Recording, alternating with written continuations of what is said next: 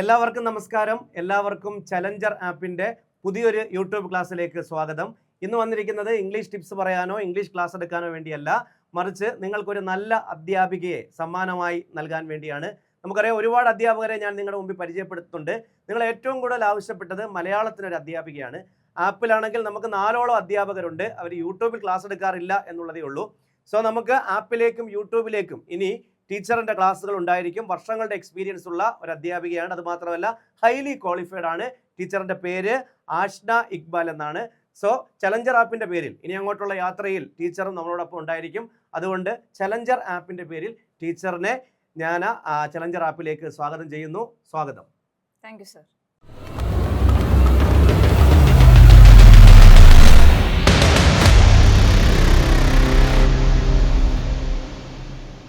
എല്ലാവർക്കും നമസ്കാരം.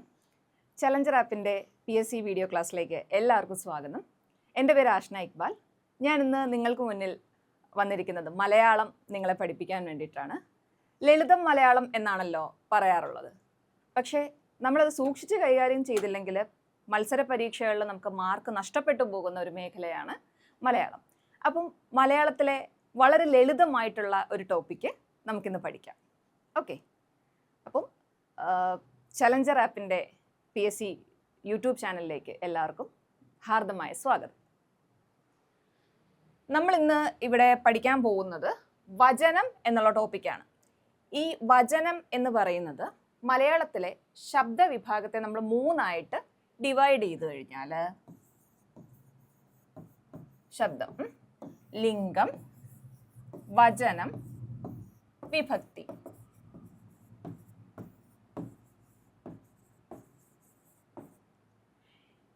ഇതിൽ ലിംഗം നമുക്കറിയാം എത്ര തരമാണ്. 3 തരം ലിംഗമാണുള്ളത്. പുല്ലിംഗം, സ്ത്രീലിംഗം, നപുംസകലിംഗം. പുല്ലിംഗം എന്താണെന്നറിയാം, സ്ത്രീലിംഗം എന്താണെന്നറിയാം. എന്നാൽ 3ാമത്തെ ലിംഗമായ നപുംസകലിംഗം എന്താണ്? സ്ത്രീലിംഗമോ പുല്ലിംഗമോ അല്ലാതുള്ള ലിംഗമാണ് നപുംസകലിംഗം എന്ന് പറയുന്നത്. ഞാനിത് 3ഉം പറഞ്ഞ് നമ്മൾ വചനത്തിലേക്ക് പോകുമ്പോഴേക്കും ഈ ലിംഗവുമായിട്ട് ബന്ധപ്പെട്ടുള്ള കാര്യങ്ങൾ നമുക്ക് വചനത്തിൽ പഠിക്കാനുണ്ട്. ഇത് 3ഉം വളരെയധികം കണക്റ്റഡ് ആയിട്ടാണ് ഉള്ളത്. അപ്പം വചനം എന്നുള്ള ടോപ്പിക്കിലേക്ക് നമ്മൾ കടക്കുകയാണ്. വചനം എന്ന് പറയുന്ന ടോപ്പിക്കിലേക്ക് നമ്മൾ കടക്കുകയാണ്. ഒരു വസ്തു ഒന്നോ അതിലധികമോ എന്ന് കാണിക്കുന്നതിനായി നാമത്തിൽ വരുത്തുന്ന രൂപഭേദമാണ് വചനം. കുറച്ചുകൂടെ സിമ്പിളായിട്ട് നമ്മൾ പറയുകയാണെങ്കിൽ നാമത്തിൻ്റെ എണ്ണത്തെ എന്താണ്? നാമത്തിൻ്റെ എണ്ണത്തെ സൂചിപ്പിക്കുന്ന വ്യാകരണ രൂപമാണെന്ത്? വചനം. നാമത്തിൻ്റെ എണ്ണത്തെയാണ് സൂചിപ്പിക്കുന്നത്. ഇപ്പോൾ മലയാളത്തിൽ പ്രധാനമായിട്ടും 2 വചനങ്ങളാണുള്ളത്, ഏകവചനവും ബഹുവചനവും. നമ്മൾ ചെറിയ ക്ലാസ് മുതലേ പഠിക്കുന്നതാണല്ലേ ഏകവചനം, ബഹുവചനം. എന്താണ് ഏകവചനം എന്ന് പറയുന്നത്? മലയാളത്തിൽ വചനം 2 വിധമാണുള്ളത്, ഏകവചനം, ബഹുവചനം. ഇതിൽ നമ്മൾ ആദ്യം പഠിക്കാൻ പോകുന്നത് ഏകവചനമാണ്. നാമം ഒന്നേ ഉള്ളൂവെങ്കിൽ സൂചിപ്പിക്കുന്ന വചനമാണെന്ത്? ഏകവചനം. അതായത് ഒരെണ്ണത്തെയാണ് സൂചിപ്പിക്കുന്നത് അല്ലേ. ഉദാഹരണം എന്താ? പേന ഒന്നല്ലേ ഉള്ളൂ, പുസ്തകം ഒന്നല്ലേ ഉള്ളൂ, വിദ്യാർത്ഥി ഒന്നല്ലേ ഉള്ളൂ, അച്ഛൻ, അമ്മ, ഇതെല്ലാം നമ്മൾ ഒന്നിനെ സൂചിപ്പിക്കുന്നതാണ് ഏകവചനം എന്ന് പറയുന്നത്. നമുക്ക് ഉദാഹരണങ്ങളിലേക്ക് പോകാം. പുസ്തകം, പുരുഷൻ, സ്ത്രീ, അമ്മ, മനുഷ്യൻ, വിദ്യാർത്ഥി, ഉദ്യോഗാർത്ഥി. ഇനി നിങ്ങൾ കുറച്ച് എക്സാമ്പിൾസ് പറയും, അല്ലെങ്കിൽ കമൻറ്റ് ബോക്സിൽ രേഖപ്പെടുത്തിയാലും മതി. ഒരുപാടുണ്ട് ഏകവചനത്തിന് ഉദാഹരണം പറയുകയാണെങ്കിൽ. അപ്പോൾ ഏകവചനം എന്താണെന്ന് നമ്മൾ പറഞ്ഞു. നാമം ഒന്നേ ഉള്ളൂ എങ്കിൽ ഒരെണ്ണത്തെ സൂചിപ്പിക്കുന്നതാണ് എന്ത്? ഏകവചനം. ഉദാഹരണങ്ങൾ നമുക്കറിയാം. ഇനി അടുത്ത ബഹുവചനത്തിലേക്ക് പോകാം. ഒന്നിലധികം എണ്ണത്തെ കുറിക്കുന്നതാണ് ബഹുവചനം. നമ്മൾ നേരത്തെ പറഞ്ഞു ഒരെണ്ണം മാത്രമേ ഉള്ളെങ്കിൽ അത് ഏകവചനമാണ്. ഞാൻ ഉദാഹരണമായിട്ട് ഈ പേനയുടെ കാര്യം പറഞ്ഞു. ഇപ്പം 2 പേനയുണ്ട്. നമ്മൾ എന്താ പറയുക? പേനകൾ. ഒന്നിൽ കൂടുതൽ വരുന്ന ശബ്ദങ്ങളാണ് എന്താണ്? ബഹുവചനം. അതായത് ഇതിൽ പ്രത്യയങ്ങളുണ്ട്. ഏകവചനത്തിൽ പ്രത്യയങ്ങളില്ല, എന്നാൽ ബഹുവചനത്തിലേക്ക് വരുമ്പോഴേക്കും പ്രത്യയങ്ങളുണ്ട്. കൾ, അർ, മാർ തുടങ്ങിയ പ്രത്യയങ്ങളാണ് ബഹുവചനത്തിലുള്ളത്. കുറച്ചുകൂടെ മനസ്സിലാക്കാൻ നമുക്ക് ഉദാഹരണത്തിലോട്ട് പോവാം. പുസ്തകം നേരത്തെ നമ്മൾ എന്തോ പറഞ്ഞു, ഏകവചനത്തെ പുസ്തകം. ഇതിലെ ബഹുവചനത്തിലേക്ക് വരുമ്പോഴേക്കും ഒന്നിൽ കൂടുതലുണ്ട്. അപ്പോൾ പുസ്തകങ്ങൾ, സ്ത്രീകൾ, അമ്മമാർ, പക്ഷികൾ, മരങ്ങൾ, കൂട്ടുകാർ, അങ്ങനെ ഒരുപാട് ഉദാഹരണം നമുക്ക് നോക്കിക്കഴിഞ്ഞാൽ കാണാൻ പറ്റും. ഇനി മലയാളത്തിലെ 2 തരത്തിലുള്ള വചനങ്ങളാണുള്ളത്. ഒന്ന് ഏകവചനവും ബഹുവചനം എന്ന് പറഞ്ഞു. ഇത് കൂടാതെ സംസ്കൃതത്തിലുള്ള ഒരു 3 വചനങ്ങളെ പറ്റിയിട്ട് നമുക്ക് നോക്കാം. കാരണം അതത്ര ഇമ്പോർട്ടൻ്റ് അല്ല, എന്നാലും മത്സര പരീക്ഷകളിലെ ചില ചോദ്യങ്ങളുടെ ഓപ്ഷൻ നമ്മൾ പരിശോധിച്ച് കഴിഞ്ഞാൽ അതിനകത്ത് കാണാറുള്ള ഒരു ഉദാഹരണമാണ്. സംസ്കൃതത്തിൽ 3 വചനം ഉണ്ട്. ഏകവചനം, ബഹുവചനം, പിന്നെ ഇതിൻ്റെ 2ൻ്റെ ഇടയ്ക്ക് വരുന്നൊരു വചനമാണ് ദ്വിവചനം. നമ്മൾ മലയാളത്തിൽ ദ്വിവചനം ഉപയോഗിക്കത്തില്ല. കാരണം എന്താണ്, ഇതൊരു സംസ്കൃതത്തിൽ ഉപയോഗിക്കുന്ന വചനമാണ്. ചില ക്വസ്റ്റ്യൻസിൻ്റെ ഓപ്ഷൻ നോക്കുമ്പം ദ്വിവചനങ്ങൾ, അപ്പം നിങ്ങൾക്കത് കാണുമ്പോൾ എന്താണെന്നുള്ളൊരു കൺഫ്യൂഷൻ വരാതിരിക്കാൻ വേണ്ടിയിട്ടാണ് ഞാനിതിവിടെ എടുത്ത് പറഞ്ഞേക്കുന്നത്. ദ്വിവചനം സംസ്കൃത വചനം. അപ്പം മലയാളത്തിൽ എത്ര തരത്തിലുള്ള വചനങ്ങളാണുള്ളത്? ഒന്ന് ഏകവചനവും മറ്റൊന്ന് ബഹുവചനവും. അപ്പം ഈ ബഹുവചനം വീണ്ടും 3 നമുക്ക് തരംതിരിക്കാൻ പറ്റും. എന്തൊക്കെയാണ്? സലിംഗ ബഹുവചനം, അലിംഗ ബഹുവചനം, പൂജക ബഹുവചനം. ഈ ഒരു ഏരിയ നിങ്ങൾ പോസ് ചെയ്തിട്ടാണെങ്കിലും വളരെ ശ്രദ്ധിച്ചിരുന്ന് എഴുതിയെടുക്കേണ്ട ഒരു ഏരിയ ആണ് ഈ ബഹുവചനത്തിൻ്റെ 3 വേർതിരിവ്. കാരണം റിപ്പീറ്റഡ് ആയിട്ട് PSCക്ക് ചോദിക്കുന്ന ക്വസ്റ്റ്യൻസ് ഇതാ വചനത്തിൽ നിന്ന് വരുന്നത് ഈ ഏരിയ എന്നാണ്. അതുകൊണ്ട് റിപ്പീറ്റഡ് ആയിട്ട് ക്വസ്റ്റ്യൻ ചോദിക്കുന്ന ഏരിയ ആയതുകൊണ്ട് നിങ്ങൾ വളരെ ശ്രദ്ധിച്ച് ഇരിക്കുക. സലിംഗ ബഹുവചനം, ബഹുവചനത്തിൻ്റെ 3 തിരിവാണ് നമ്മൾ പറയുന്നത്. 3 വേർതിരിക്കുന്നതാണ്.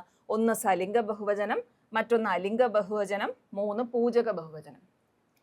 ഇനി സലിംഗ ബഹുവചനത്തിലേക്ക് പോകുമ്പോൾ നാമം പുല്ലിംഗമാണോ സ്ത്രീലിംഗമാണോ നപുംസകലിംഗമാണോ? നേരത്തെ നമ്മൾ ശബ്ദത്തെ 3 വിഭജിച്ചപ്പോൾ ലിംഗത്തിനെ പറ്റി പറഞ്ഞെടുത്തതാ പുല്ലിംഗം, സ്ത്രീലിംഗം, നപുംസകലിംഗം. ഞാനത് പറഞ്ഞത് ഇതിനു വേണ്ടിയിട്ടായിരുന്നു. ഓക്കെ, നാമം പുല്ലിംഗമാണോ സ്ത്രീലിംഗമാണോ നപുംസകലിംഗമാണോ എന്ന് തിരിച്ചറിയാൻ കഴിയുന്ന വചനമാണെന്ത്? സലിംഗ ബഹുവചനം. അപ്പൊ കൃത്യമായിട്ട് നമുക്ക് തിരിച്ചറിയാൻ പറ്റും സ്ത്രീലിംഗമാണോ പുല്ലിംഗമാണോ എന്നുള്ളത്. അതായത് ലിംഗഭേദം കൽപ്പിക്കാൻ കഴിയുന്ന വചനരൂപമാണെന്ത്? സലിംഗ ബഹുവചനം. ലിംഗഭേദം നമുക്ക് കൃത്യമായിട്ട് പറയാൻ കഴിയും. ഏത് ലിംഗമാണ്? സ്ത്രീലിംഗമാണോ പുല്ലിംഗമാണോ? സ്ത്രീയും പുരുഷനും അല്ലാതുള്ള ലിംഗമാണ് നപുംസകലിംഗം. അപ്പോൾ ലിംഗഭേദം കൃത്യമായിട്ട് കൽപ്പിക്കാൻ കഴിയുന്നതാണെന്ത്? സലിംഗ ബഹുവചനം. പറഞ്ഞേ, ലിംഗഭേദം കൽപ്പിക്കാൻ കഴിയുന്ന രൂപമാണ് സലിംഗ ബഹുവചനം എന്ന് പറയുന്നത്. ഉദാഹരണം നോക്കുമ്പോൾ കുറച്ചുകൂടെ ക്ലിയർ ആവും. പെൺകുട്ടികൾ സ്ത്രീലിംഗമാണ്, അറിയാം. ഭാര്യമാർ സ്ത്രീലിംഗമാണ്. നദികൾ, പെണ്ണതി ആൺനദി നമ്മൾ പറയാറുണ്ടോ? ഇല്ല, നദികൾ. അപ്പം നപുംസകലിംഗമാണ്. നമുക്കിപ്പം എന്താണ് കാവ്യഭാഷയിലൊക്കെ നദിയെ സ്ത്രീയുമായിട്ടൊക്കെ ഉപമിക്കാറുണ്ട്. പക്ഷെ വ്യാകരണത്തിൽ വരുമ്പോൾ എന്താണ്, നമുക്കങ്ങനെ പറയാൻ പറ്റത്തില്ല. നപുംസകലിംഗമാണ്. നദികൾ, പുഴകൾ, മരങ്ങൾ ഒക്കെ നപുംസകലിംഗമാണ്. പിന്നെ കൂട്ടുകാരന്മാർ പുല്ലിംഗമാണ്. അപ്പം ഇത് ക്ലിയർ ആയല്ലോ. ഒന്നുകൂടെ നോക്കാം. ഇനിയുണ്ട് പിടിയാനകൾ. പിടിയാനകൾ എന്താണ്? സ്ത്രീലിംഗമാണ്. പുല്ലിംഗം വരുമ്പോഴേക്ക് എന്താണ്? അതിൻ്റെ കൊമ്പനാനകളാണ് കേട്ടോ. അപ്പൊ പിടിയാനകൾ. ഗായികമാർ സ്ത്രീലിംഗമാണ്. ധീരന്മാർ, ധീരന്മാർ പുല്ലിംഗമാണ്. മലകൾ നപുംസകലിംഗമാണ്. കൃത്യമായിട്ട് നമുക്ക് ആണുമല്ല പെണ്ണുമല്ല, അതുകൊണ്ട് നപുംസകലിംഗമാണ്. അപ്പോൾ സലിംഗ ബഹുവചനം നിങ്ങൾക്ക് ക്ലിയർ ആയെന്ന് വിശ്വസിക്കുന്നു. നമുക്ക് ഇനി അടുത്ത ബഹുവചനത്തിലേക്ക് പോകാം. അലിംഗ ബഹുവചനം. അലിംഗ ബഹുവചനം പുല്ലിംഗവും സ്ത്രീലിംഗവും ചേർന്ന് അവയ്ക്ക് പൊതുവെയുള്ള ബഹുത്വം കാണിക്കുന്നുണ്ട്. പ്രത്യക്ഷത്തിൽ നോക്കുമ്പോഴേക്കും കൃത്യമായിട്ട് ലിംഗം ഉണ്ട്, എന്നാൽ അത് പ്രകടിപ്പിക്കുവോ? ഇല്ല. ആൺപെൺ വ്യത്യാസം തിരിച്ചറിയാൻ സാധിക്കാത്ത ബഹുവചനമാണ് അലിംഗ ബഹുവചനം എന്ന് പറയുന്നത്. ഉദാഹരണം, രക്ഷിതാക്കൾ. അച്ഛനും അമ്മയും ഉണ്ട്, പക്ഷെ നമ്മൾ ഒരുമിച്ച് പറയുമ്പോഴേക്കും എന്താണ്? രക്ഷിതാക്കൾ എന്നേ പറയാറുള്ളൂ, അല്ലെ? കുട്ടികൾ, അതിൽ ആൺകുട്ടികളും ഉണ്ട് പെൺകുട്ടികളും ഉണ്ട്. അതൊരു ഗ്രൂപ്പിനെയാണ് റെപ്രസെന്റ് ചെയ്യുന്നത്, അല്ലെ? മൃഗങ്ങൾ, അതിനകത്തും ഉണ്ട് ലിംഗവ്യത്യാസമുണ്ട്. പക്ഷെ നമ്മൾ പറയുമ്പോഴെന്താണ്, ഒരുമിച്ച് പറയുമ്പോൾ മൃഗങ്ങൾ എന്നേ പറയത്തുള്ളൂ. മക്കൾ, ആൺമക്കളും ഉണ്ട് പെൺമക്കളും ഉണ്ട്. ബന്ധുക്കൾ, അതിലുമുണ്ട്. നാട്ടുകാർ, സ്ത്രീകളും പുരുഷന്മാരും ഉണ്ട്. വിജയികൾ, അതിനകത്ത് ആണും വരും പെണ്ണും വരും. മടിയർ, ഇപ്പൊ മടിയൻ, മടിച്ചി എന്നുള്ള ഈ രണ്ട് വിഭാഗം ഒരുമിച്ച് വരുമ്പോഴാണ് മടിയർ ആവുന്നത്. ഓക്കെ, അപ്പം അലിംഗ ബഹുവചനം എന്താണെന്നുള്ളത് നിങ്ങൾക്ക് ക്ലിയർ ആയെന്ന് വിശ്വസിക്കുന്നു. ഇനി അടുത്ത ബഹുവചനത്തിലേക്ക് വളരെ ഇമ്പോർട്ടൻ്റ് ആയിട്ടുള്ള ഒരു ഏരിയ ആണ് ഈ പൂജക ബഹുവചനം. റീസെൻ്റ് ആയിട്ട് ചോദിച്ചിട്ടുള്ള PSCയുടെ മത്സര പരീക്ഷകൾക്ക് റീസെൻ്റ് ആയിട്ട് ചോദിച്ചിട്ടുള്ള ഒരു ഏരിയ ആണ് പൂജക ബഹുവചനം. നമുക്ക് എന്താണെന്ന് നോക്കാം. ബഹുമാനം അല്ലെങ്കിൽ ആദരവ് സൂചിപ്പിക്കുന്നതിനായി ഏകവചന രൂപത്തിൽ ബഹുവചന പ്രത്യയങ്ങളായ അർ, കൾ, മാർ തുടങ്ങിയവയിൽ ഏതെങ്കിലും ചേർക്കുന്നതാണ് പൂജക ബഹുവചനം. നമ്മൾ ബഹുമാനാർത്ഥം സൂചിപ്പിക്കുന്ന ബഹുവചനമാണ്. ഇപ്പം നമ്മൾ നമ്മുടെ കൂട്ടുകാരോട് സംസാരിക്കുന്ന പോലെയല്ല നമ്മൾ നമ്മുടെ അധ്യാപകരോട് സംസാരിക്കുന്നത്. നമ്മൾ റെസ്പെക്റ്റ് കൊടുക്കാറുണ്ടല്ലേ? അതുപോലെ തന്നെയാണ് നമ്മൾ നമ്മുടെ അച്ഛനമ്മമാരോട് സംസാരിക്കുന്നത്. അവിടെ നമ്മൾ റെസ്പെക്റ്റ് കൊടുക്കാറുണ്ട്. അപ്പം ആദര സൂചകമായിട്ട് നമ്മൾ ഉപയോഗിക്കുന്നതാണ് പൂജക ബഹുവചനം എന്ന് പറയുന്നത്. ഇതിനകത്ത് ഈ അർ, കൾ, മാർ തുടങ്ങിയ പ്രത്യയങ്ങൾ ഉപയോഗിക്കാറുണ്ട്. ഉദാഹരണം പറയുകയാണെങ്കിൽ തിരുവടികൾ, തിരുവടി എന്ന് പറയാറില്ല, തിരുവടികൾ.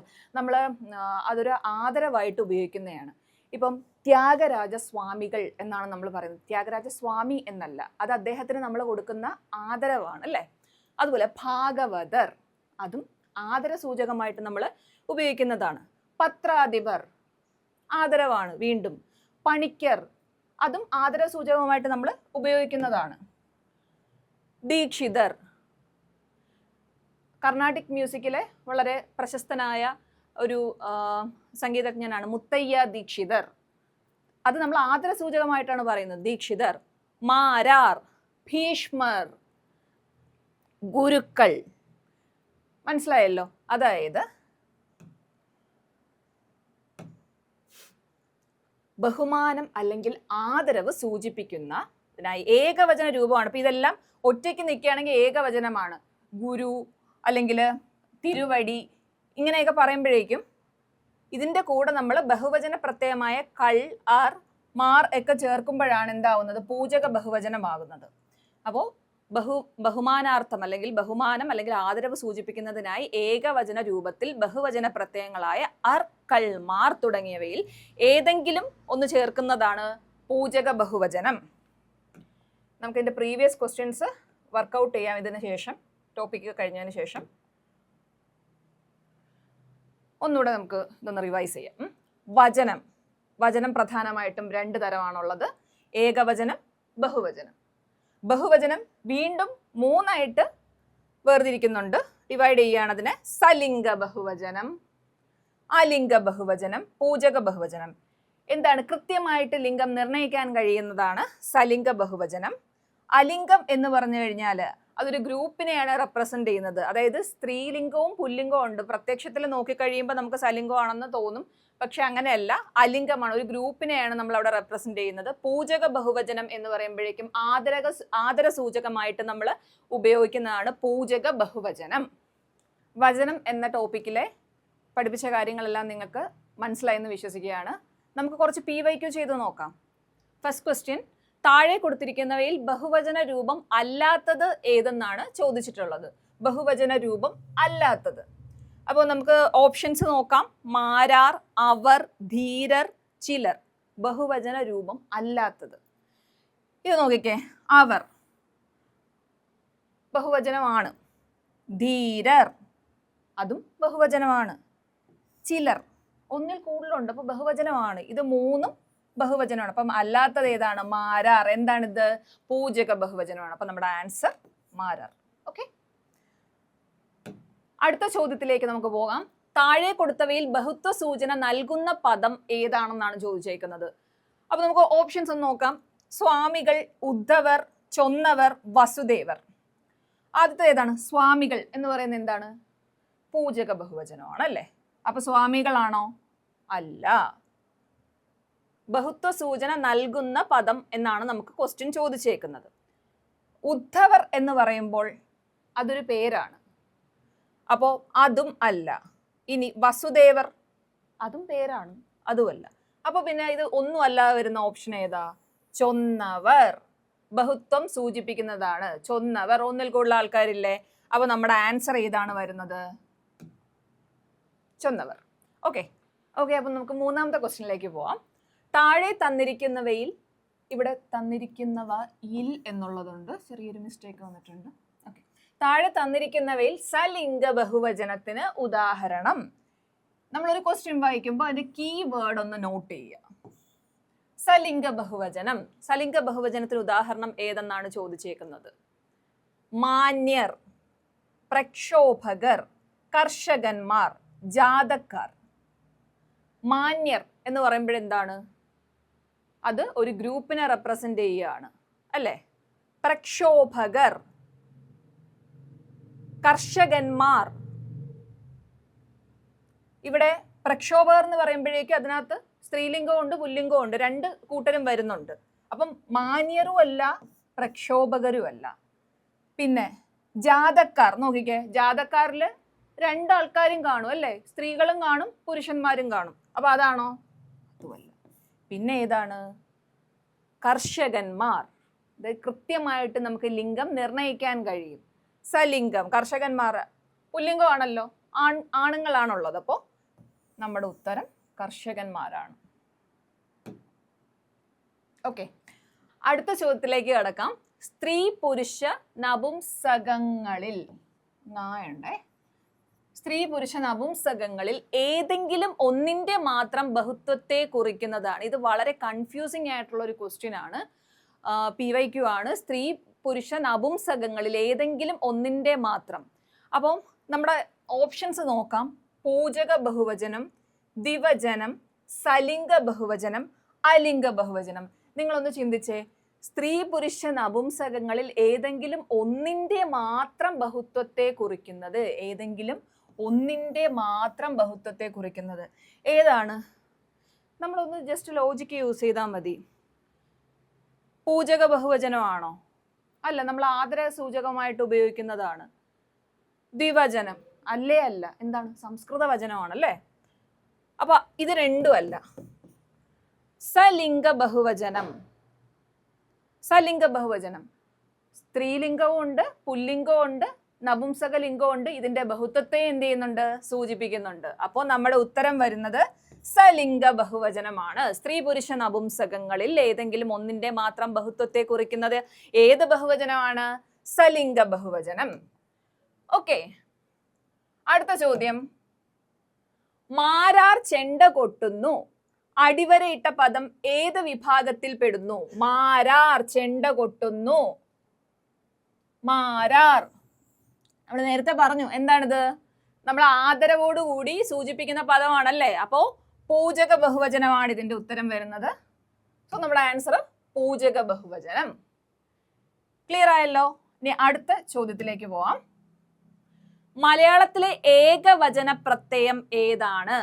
മലയാളത്തിലെ, ശ്രദ്ധിച്ച് വായിക്കുക, മലയാളത്തിലെ ഏകവചന പ്രത്യയം. മലയാളത്തിന് ഏകവചന പ്രത്യയം ഉണ്ടോ? ഇല്ല. ഉണ്ടോ? ഇല്ല. അപ്പൊ നമ്മുടെ ആൻസർ എന്താ വരുന്നേ? ഇതൊന്നുമല്ല. കാരണം എന്താ? ഏകവചനത്തിന് പ്രത്യയം ഇല്ല. പ്രത്യയം. ക്ലിയർ ആയല്ലോ? ഇനി അടുത്ത ചോദ്യത്തിലേക്ക് പോയി കഴിഞ്ഞാല്, മകൾ എന്നതിന്റെ ബഹുവചന രൂപം ഏത്? ഇതും ഒരു PYQ ആണ്. മകൾ എന്നതിന്റെ ബഹുവചന രൂപം. മകൾ എന്നതിന്റെ ബഹുവചന രൂപം. മകൾമാർ, മകളർ, മക്കൾ, മകിളർ. ഇത് നമുക്ക് കുറച്ച് കൺഫ്യൂസിങ് ഉണ്ടാക്കും അല്ലേ? ഒരു കൺഫ്യൂസിങ് ആയിട്ടുള്ള ഒരു ക്വസ്റ്റ്യൻ ആണിത്. മകൾ എന്നതിന്റെ ബഹുവചനം. നമ്മൾ സാധാരണ എന്തോ പറയുന്നത്? മകൾ എന്ന് തന്നെയാണല്ലേ പറയുന്നത്. ഈ 4 ഓപ്ഷനിൽ കൊടുത്തേക്കുന്ന ഏതെങ്കിലും ഒരു വാക്ക് നമ്മൾ നമ്മുടെ ദൈനംദിന ജീവിതത്തിൽ ഉപയോഗിക്കാറുണ്ടോ? ഇല്ല. അപ്പോൾ എന്നാൽ ഇതിന്റെ ഉത്തരം നമുക്ക് കണ്ടുപിടിക്കണമല്ലോ. മകൾ എന്നതിന്റെ ബഹുവചന രൂപം ഏതാണെന്നുള്ളത്. മകളർ ആണ് കേട്ടോ. മകളർ. ഇത് നിങ്ങളൊന്ന് പഠിച്ചിരുന്നാൽ മതി. ഇത് നമ്മുടെ നിത്യജീവിതത്തിൽ പ്രയോഗിക്കാറില്ല. മകളർ എന്ന് സാധാരണ നമ്മൾ പറയാറില്ല, മകൾ എന്ന് തന്നെയാണ് പറയുന്നത്. അപ്പം ഇതൊരു ചോദ്യമായിട്ട് വന്നതുകൊണ്ട് ഞാൻ നിങ്ങൾക്ക് മുന്നിൽ ഒന്ന് ഇൻട്രൊഡ്യൂസ് ചെയ്തേ ഉള്ളൂ. വചനം എന്ന് പറയുന്ന നമ്മുടെ ടോപ്പിക്ക് ഇവിടെ അവസാനിച്ചിരിക്കുകയാണ്. ഈ ടോപ്പിക്കുമായിട്ട് ബന്ധപ്പെട്ടിട്ടുള്ള കാര്യങ്ങൾ അല്ലെങ്കിൽ നിങ്ങളുടെ സംശയങ്ങൾ താഴെ കമൻറ്റ് ബോക്സിൽ രേഖപ്പെടുത്താവുന്നതാണ്. ചലഞ്ചർ ആപ്പിൻ്റെ ഇനിയുള്ള യാത്രയിൽ ഞാനും നിങ്ങൾക്കൊപ്പം ഉണ്ടായിരിക്കുന്നതാണ്. ചാനൽ സബ്സ്ക്രൈബ് ചെയ്യുക. നിങ്ങൾക്കുള്ള സംശയങ്ങൾ താഴെ കമൻറ്റ് ബോക്സിൽ രേഖപ്പെടുത്തുക. നന്ദി, നമസ്കാരം.